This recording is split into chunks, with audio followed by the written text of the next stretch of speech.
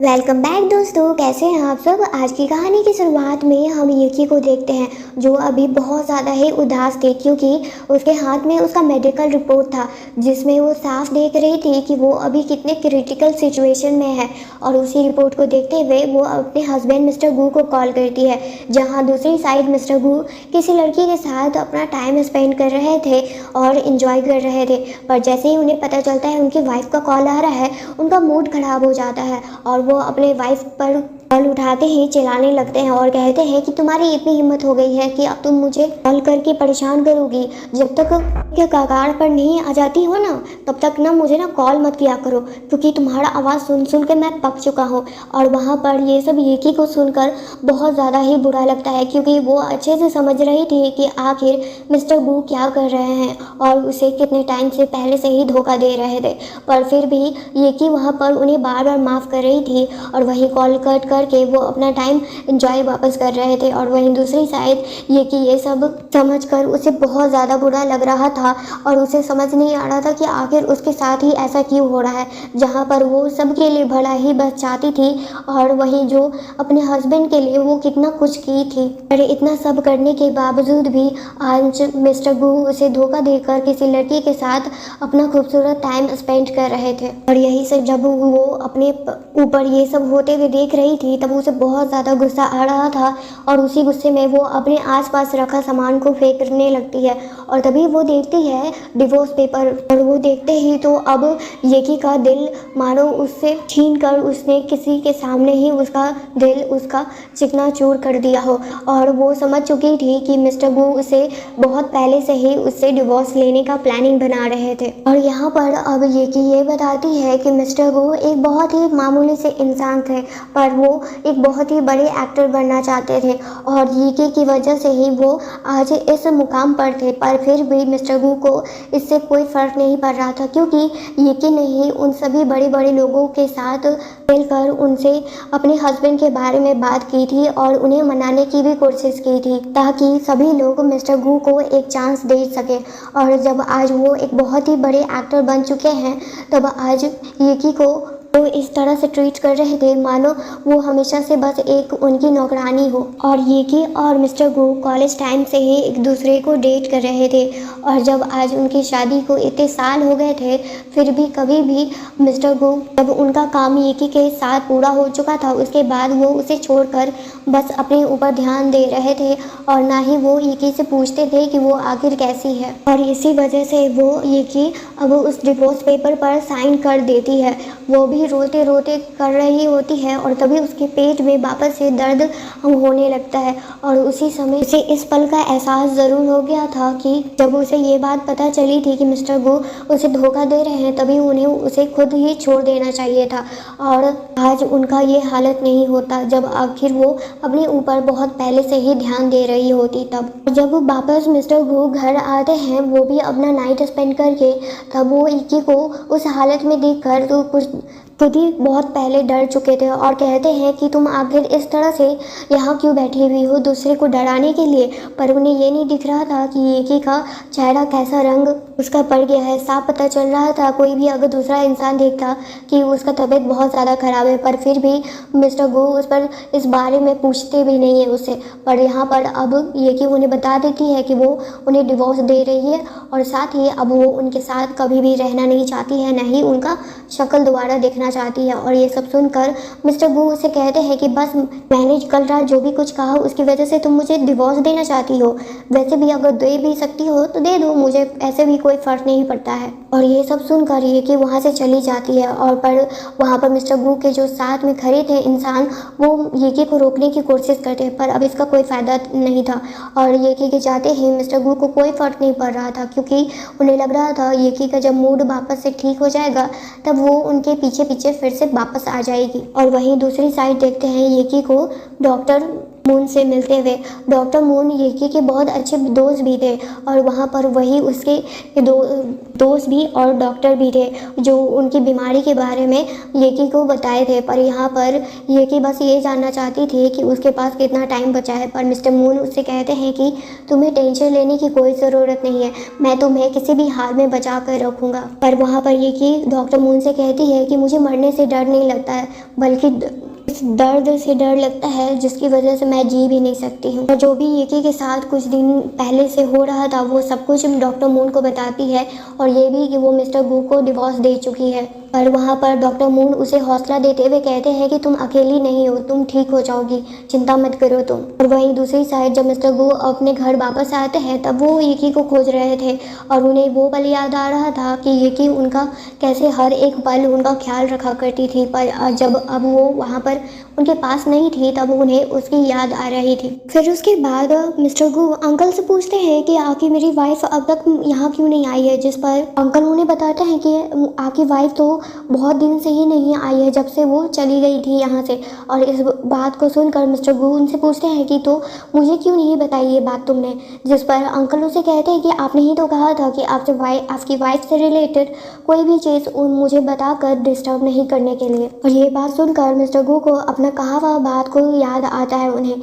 और फिर उसके बाद जब वो अपनी वाइफ को कॉल करते हैं तब उन्हें वो नंबर बंद बताता है, जिसकी वजह से और वो ज़्यादा परेशान हो जाते हैं और साथ में गुस्से में अपने अंकल को कहते हैं कि वो उनकी वाइफ के बारे में जो भी डिटेल उन्हें पता चल रही है उन्हें तुरंत बताने के लिए। फिर उसके बाद अब अगले दिन देखते हैं जहाँ पर मिस्टर गू एक क्लब में टाइम पास कर रहे थे, तभी वहाँ पर अंकल आते हैं और उन्हें बताते हैं कि आपकी वाइफ के बारे में जो चीज़ मुझे पता चली है वो बहुत ज़्यादा ही हैरानी की बात है। और अब अगली सुबह देखते हैं जहाँ पर वो अंकल मिस्टर गू को सेमेंट्री यार्ड में लेकर आते हैं और वहाँ पर आकर मिस्टर गू को समझ में नहीं आ रहा होता है कि अंकल ने उन्हें यहाँ क्यों लाया होता है। फिर उसके बाद तभी उन्हें पता चलता है कि उनकी वाइफ येकी अब इस वर्ल्ड में नहीं है। और ये बात सुनकर और साथ में अपने आंखों से देखकर उन्हें बिलीव नहीं हो रहा था। तभी अंकल बताते हैं कि आपकी वाइफ का डेथ तो 10 दिन पहले ही हो चुका था, जब आपकी वाइफ को गए हुए पूरे 20 दिन बीत चुके हैं। और अभी भी मिस्टर गू को लग रहा था कि ये सब बस मजाक है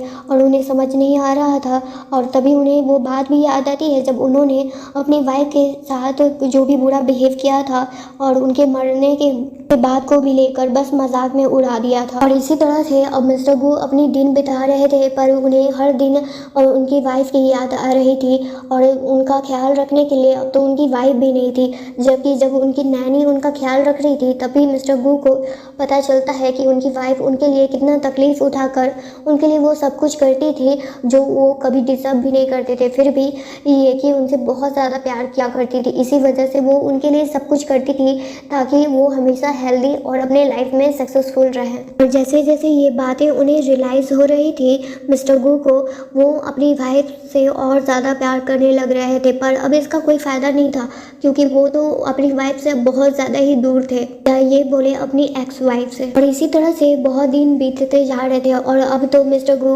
अपने करियर पर भी ध्यान नहीं दे रहे थे, जिसकी वजह से न्यूज़ में उनके बारे में अलग अलग अफवाह फैल रही थी। वहीं जब उनके दोस्त उनके पास ये सब के बारे में जानने के लिए आते हैं तब वो बताते हैं कि तुम बस एक लड़की की वजह से अपनी लाइफ क्यों बर्बाद कर रहे हो, जिस पर मिस्टर गू से गुस्से में कहते हैं कि वो सिर्फ एक लड़की नहीं है, वो मेरी ज़िंदगी थी पर मैंने उस पर ध्यान नहीं दिया था। पर तभी मिस्टर गू के दोस्त उनकी वाइफ का फ़ोटो दिखाते हैं और ये बात जानकर कि उनकी वाइफ अभी भी ज़िंदा है वो बहुत ज़्यादा खुश होते हैं। और वही ढूंढने के बाद फाइनली मिस्टर गू येकी को दोबारा देखकर बहुत ज़्यादा खुश थे। पर यहाँ पर येकी उन्हें मानने से यानी उन्हें जानने से ही साफ इनकार कर देती है और वहाँ पर वो मिस्टर मून के साथ रहा करती थी, जिसकी वजह से मिस्टर मून के सेक्रेटरी गार्ड उन्हें धक्के मार कर निकाल देते हैं मिस्टर गू को। और वहीं दूसरी साइड मिस्टर गू अब बहुत ज़्यादा गुस्से में थे कि येकी ने बस अपनी मौत का बस एक झूठा नाटक किया था उनसे जुदा होने के लिए और इसी का बदला वो लेकर रहेंगे और साथ में जो लड़का उनके साथ था उससे भी।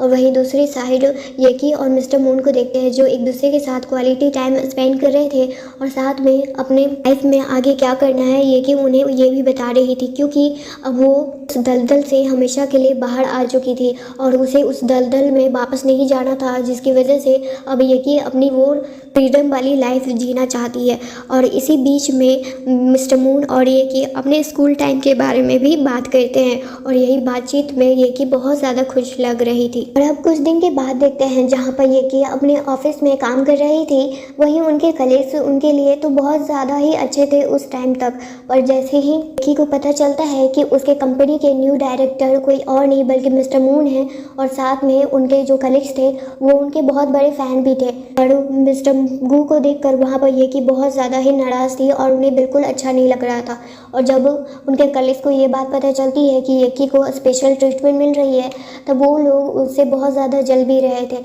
वहीं येकी को अपने केबिन में बुलाते हैं, तब वहाँ पर वो बस येकी से माफ़ी मांगना चाहते थे, पर यहाँ पर येकी उनसे साफ कह देती है कि मैं तुम्हें नहीं जानती हूँ और मुझे तुम जैसे इंसान से कोई मतलब भी नहीं है, क्योंकि येकी अभी भी मानना नहीं चाहती थी। पर वहाँ पर मिस्टर गू ये बात को मानने से साफ इनकार कर देते हैं कि वो उनकी एक्स वाइफ नहीं है। इसी तरह से दिन बीत रहे थे और येकी बस अब मिस्टर गू की हरकतों से बहुत ज़्यादा नाराज़ हो रही थी, क्योंकि दिन पर दिन उनके कलीग्स के बीच में उनकी वजह से बस दरारें आ रही थी और वहाँ पर उनके खुद के कलीग्स भी येकी का भरोसा नहीं करते हैं और उन्हें लग रहा था कि मिस्टर गू बस येकी को स्पेशल ट्रीटमेंट दे रहे हैं, जिसकी वजह से उन सभी में अनबन थोड़ा हो जाता है। और जब मिस्टर गू येकी को सपोर्ट कर रहे थे, तब उनके कलीग्स उनके पीठ पीछे येकी का बार भी बनाने लगते हैं और उनकी बुराई भी कर रहे थे। पर यहाँ पर येकी उन लोगों से मतलब नहीं रखती थी जो उनके पीठ पीछे ज़रा सा भी बात करके बस उनका मजाक बना रहे होते हैं। इसी बीच में येकी की जो एक कलीग्स थी वो अपना प्रोजेक्ट येकी के सामने लेकर आती है और कहती है कि क्या तुम मुझे इसमें मेरी हेल्प कर सकती हो। आज मुझे एक बहुत ही इम्पोर्टेंट क्लाइंट के साथ मीटिंग था मेरा, पर मैं नहीं जा सकती हूँ, क्या मेरी जगह तुम जा सकती हो। जिस पर येकी एक बहुत ही साफ दिल की इंसान थी, इसी वजह से वो अपनी कलीग्स की हेल्प करने के लिए मान जाती है। और अब उस क्लब में देखते हैं जहाँ पर जो इंसान के साथ आज जो येकी का मीटिंग था वो बहुत ज़्यादा ही बदतमीज़ इंसान था, क्योंकि वो येकी को देखते ही उस पर बुरी नज़रों से उसे इशारे में कुछ कहना चाहता था और येकी ये सब इशारे अच्छे से समझ रही थी। इसी वजह से वो उस मीटिंग को पूरा बिना किए वहाँ से जाना चाहती थी, पर वहाँ पर वो इंसान अब बहुत ज़्यादा ही उसे इंसल्टिंग फील हो रहा था कि ये एक लड़की जो मेरे साथ मीटिंग करने आई है और मेरा अप्रूवल लेने आई है, वो मेरे साथ ऐसा बिहेव करेगी। इसी वजह से वो येकी को अब बुली करने लगते हैं। पर वही सही टाइम पर मिस्टर गू आ जाते हैं और येकी को उनसे बचा लेते हैं और साथ में उस लड़की को भी सामने लाते हैं जिसके साथ उस इंसान का मीटिंग था,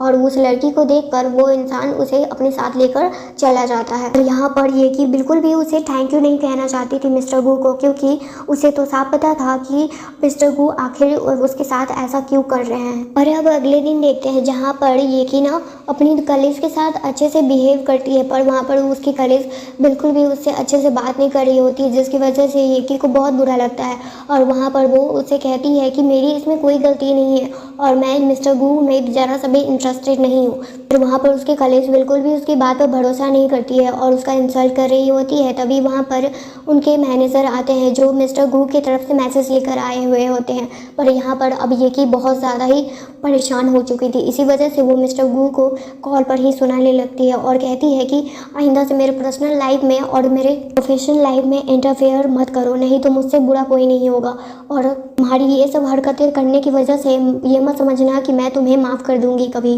और ये बोलकर वो कॉल वहीं पर कट कर देती हैं। और उसी रात को देखते हैं जहाँ पर ये कि मिस्टर गू से लड़ाई कर चुकी थी, इसी वजह से मिस्टर गू का मूड बहुत ज़्यादा ही ख़राब था और वो एक क्लब में ड्रिंक कर रहे होते हैं। और वहीं दूसरी साइड येकी और मिस्टर मून एक दूसरे के साथ नाइट वॉक पर थे और बहुत ज़्यादा एक दूसरे का टाइम भी इंजॉय कर रहे थे। और वहीं येकी को मिस्टर गू का भी याद आता है बीच में कि वो किस तरह से उसके साथ बात किया करते थे और उस पर बिल्कुल भी ध्यान नहीं दिया करते थे। और वहीं दूसरी साइड जो मिस्टर मून है जिनसे वो बहुत ज़्यादा प्यार करती है अब, और मिस्टर मून भी उससे बहुत ज़्यादा ही प्यार करते हैं, वो उनका कितना अच्छे से ख्याल रख रहे थे। और वहीं जब मिस्टर गू उन दोनों को साथ में देखते हैं तब मिस्टर मून से वो लड़ाई करने लगते हैं, पर उसी बीच में ये कि उनसे एक जोरदार थप्पड़ उन्हें खींच कर लगाती है। और ये बात जानकर मिस्टर गू को बिल्कुल भी भरोसा नहीं होता है कि उनकी वाइफ जो उनसे बहुत ज़्यादा प्यार किया करती थी वो उन्हें एक थप्पड़ भी लगा सकती है। पर उन्हें अब इस बात का रियलाइजेशन हो चुका था कि अब ये कि नहीं रही है। पर मिस्टर गू इतना आसानी से हार मानने वाले में से नहीं थे। वो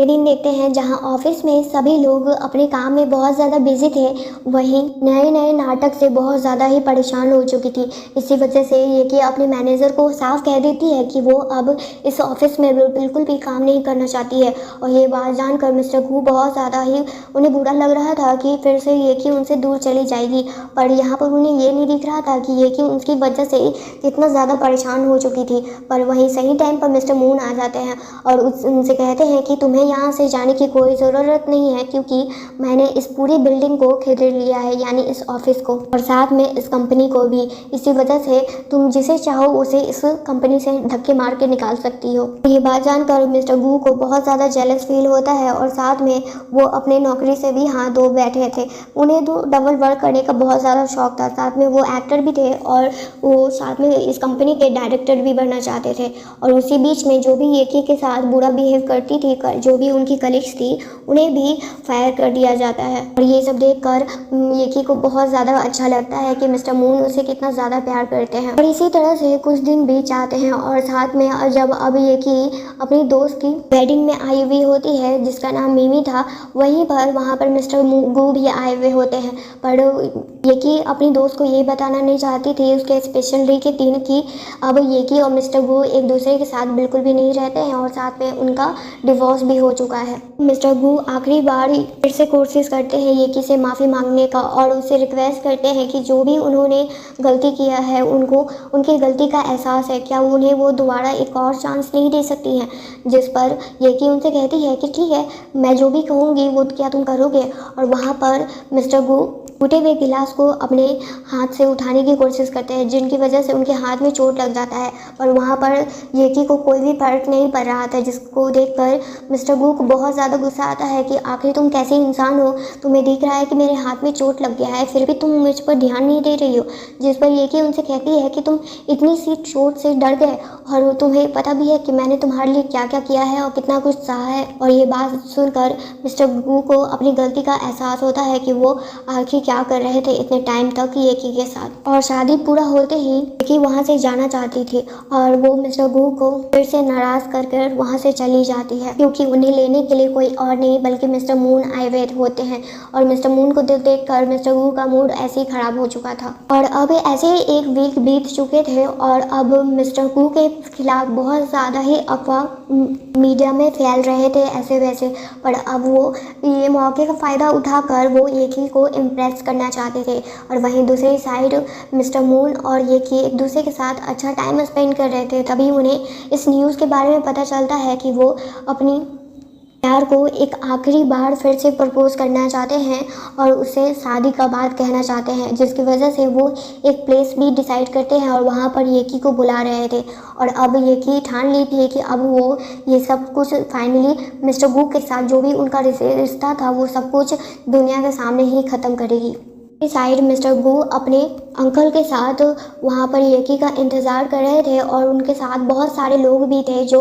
येकी का इंतज़ार कर रहे थे। और जैसे ही वहाँ पर येकी आती है, मिस्टर गू अपने घुटने पर बैठकर येकी को शादी के लिए प्रपोज करते हैं और साथ में अपनी गलती के लिए भी माफ़ी मांग रहे थे। पर येकी उन्हें देखकर ऐसा लग रहा था कि वो बिल्कुल भी मिस्टर गू के प्रपोजल में ज़रा सा भी इंटरेस्टेड नहीं है। और वहाँ पर उन सभी के सामने मिस्टर गू का प्रपोजल वो ठुकरा देती हैं और सभी लोग जो भी अब येकी को बुरा भला कह रहे थे वो सब के सामने येकी मिस्टर गू का उनका असली फेस सभी को दिखाती है, उनका असली चेहरा क्या है। और उन सभी फ़ोटो को उन लोगों के सामने फेंक देती है और उन सब फ़ोटो को देखकर साफ पता चलता है कि मिस्टर गू रिलेशनशिप में होकर भी येकी को धोखा दे रहे थे। ये सब जानकर वहाँ पर जितने लोग अब मिस्टर गू के साथ थे वो सब उसके खिलाफ हो जाते हैं। और वहाँ से येकी अब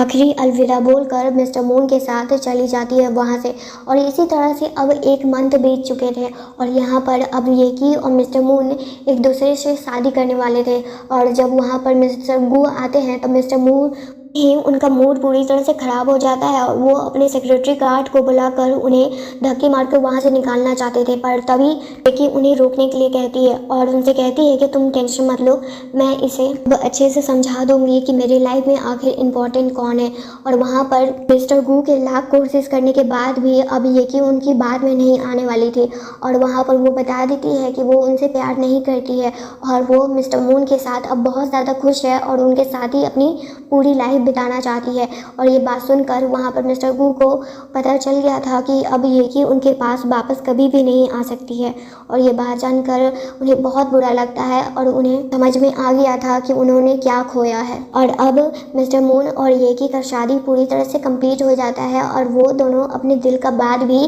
वहाँ कहते हैं एक दूसरे के सामने और वो अब एक दूसरे के हस्बैंड वाइफ भी थे और यहीं पर ये कहानी एंड हो जाती है। थैंक यू दोस्तों यहाँ तक ये स्टोरी सुनने के लिए।